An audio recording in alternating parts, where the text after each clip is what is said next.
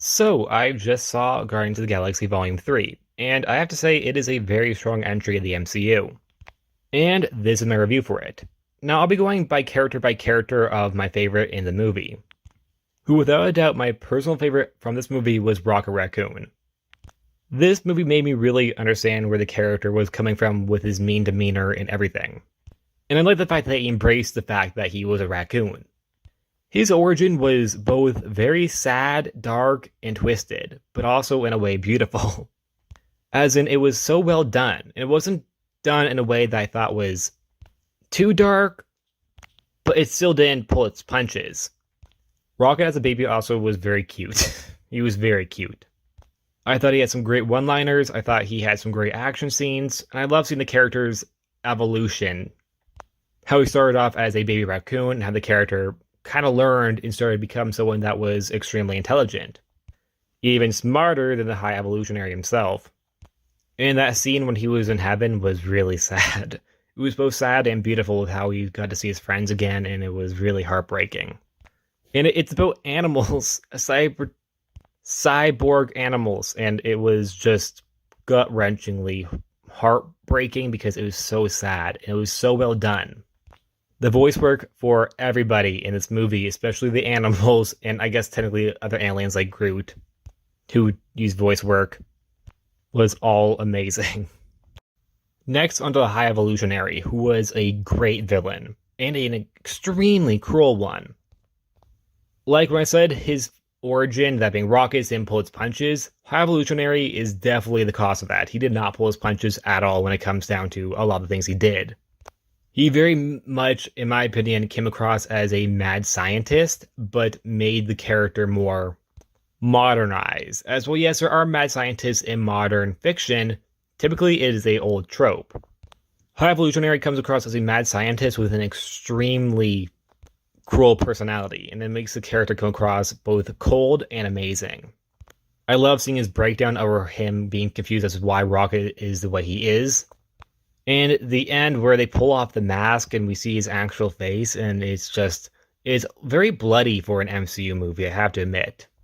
Yet, in my opinion, I love that part because it was a shocking moment because I did not anticipate him to look that, gory. I thought they're going to pull their punches and not show that much blood, but they actually went for it, and I, in my opinion, think it was the right move. Next up, Mantis, which is honestly very surprising to me, because Mantis, when she was first introduced in Guardians of the Galaxy Volume 2, I thought the character was, in my opinion, kind of annoying.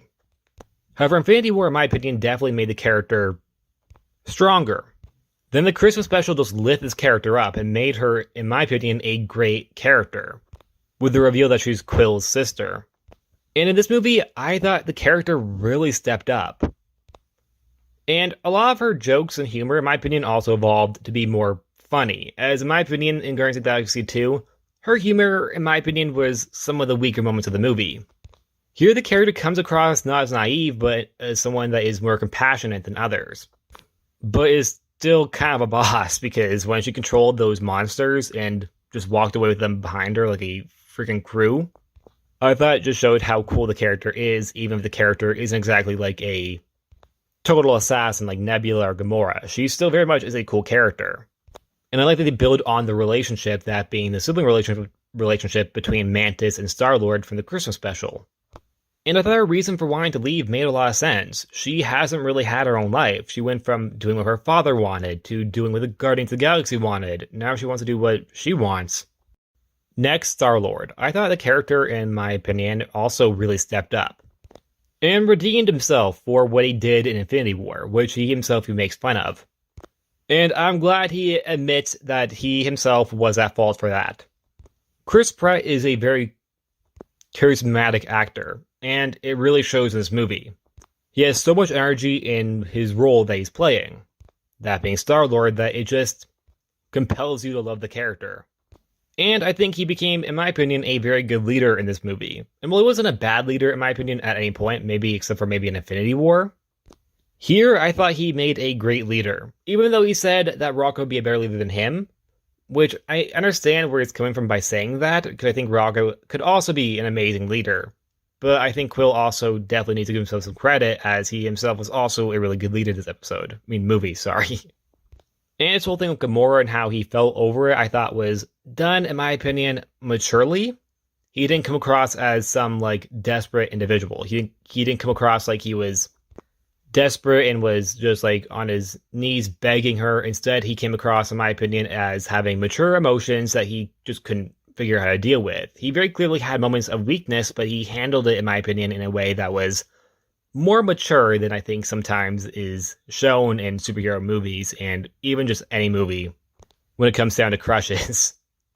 Because I think this is more realistic how you tell your crush you like them than it is than in other media when it comes down to, like, you get on your hands and knees and, like, beg them, which, yes, has happened in the media. Not all the time, but it definitely has happened. So I appreciate that they didn't do that here. Next is Nebula, who I thought in this movie was great. I love the character's upgrades and the fact that the character now is like a cannon arm. And I like seeing the character's leadership skills, how she, like, took command of the little subgroup that went with them to, like, the Evolutionary's HQ, that being her, Mantis, and Drax. And I like the fact that she, at the end, actually apologized to Drax and admitted that she was wrong about him being an idiot. Well, not that she was wrong about him being an idiot, but that he was a very good dad. And that he was born to be a dad, but not a destroyer. Also, her taking over nowhere, in my opinion, it makes the character come across as if she'll return. I really hope so, because I really like Nebula, and I think the character definitely deserves a return. I know both the actors who play Drax and Gamora have confirmed that they aren't, but both the actors who play Nebula and Mantis haven't said anything about them not coming back at all. So maybe there still is a chance for them to return? I sure hope so, because I love both Mantis and Nebula. Next is Drax, a character who I have to admit I never liked. But like Mantis, I think that he definitely, in my opinion, stepped it up. I thought his humor became a lot more funny than rude. And I like seeing the fact that the character had compassion towards those kids. I thought it really showed that he really was a great dad. However, I have to admit, when he tricked Mantis getting on that bike and just left the ship unguarded, that really made me upset. I genuinely was really upset with Drax, just like Nebula was. However, he did, I think, turn everything around with him helping with the kids. And like Nebula said, he was born to be a dad. And in all honesty, I think he very much showed that he was very much a good one. To his daughter, who hopefully will come back too. Because if you don't know, in the comics, his daughter's Moondragon, who he believes is dead but is actually alive. However, considering that Dave Bautista has said that he's not returning, I'm not entirely sure how you can do the Moondragon storyline without him in it. But I think it is possible. It would just be really hard to get around. Next, Adam Warlock. I was honestly very surprised by the fact that Adam Warlock was more quirky than serious like he is in the comics. However, that change, in my opinion, while it was a surprising one, it, in my opinion, worked a lot. I really liked Adam Warlock in this movie. I thought the character was really funny. And I like the fact that the character who is so just overpowered is just also extremely socially awkward. I'm excited to see the character return. The actor has said that he wants the character to be a part of the Avengers, and well, I'm not entirely sure if I want that. I definitely want the character to be around in the MCU for quite a while. And I love the fact that they got a pet. I thought it showed that he really does have like a childhood demeanor. Like this was practically his childhood. Next, Groot. Personally, I thought Groot in this movie didn't really do much. But I do like his new look. And I did like the one that he had like the guns stored inside of him. Groot is one of the characters that we know is returning. So it makes sense that we're focusing more on the characters who aren't than those who are. Well, other than Rocket, of course, because he is also returning. And technically StarLord. But like Kraglin and Cosmo, Groot wasn't really focused on, even if he was with the group. And for the final of the original members of the Guardians is Gamora, who, in my opinion, was kind of wasted here. And in all honesty, I feel like the character didn't have to be brought back, because they didn't really use her. Really, any Ravager could have been the one to help them. And like I said, I like StarLord's crush on her and how it was dealt with, I thought we didn't really see Gamora's take on it that much. She also didn't really get that many fight scenes either, which I thought was also a missed opportunity. And Zoe confirmed that she isn't returning, so that's really it for Gamora. She did have a happy ending, and I did like her return to the Ravagers and us seeing that she really has a home with them. I liked all that, but I feel like there should have been more built up, and we should have also seen more of the Nebula and Gamora relationship and how that concluded, because there wasn't much focus on that. I do like the fact that when they saw each other, they made those like weird grunts. But Gamora and Nebula's sibling relationship and rivalry was such a key point in this trilogy. It feels a little odd to me that it ends in this manner. Even in Infinity War and Endgame, it was a pretty big deal. So I feel like it should have ended in maybe a more full circle type of way. Cosmo. I think Cosmo is an okay character. I didn't love her. I didn't dislike her. I thought the character was just really there. She didn't get to do much because she wasn't a part of the mission, instead she stayed on Nowhere.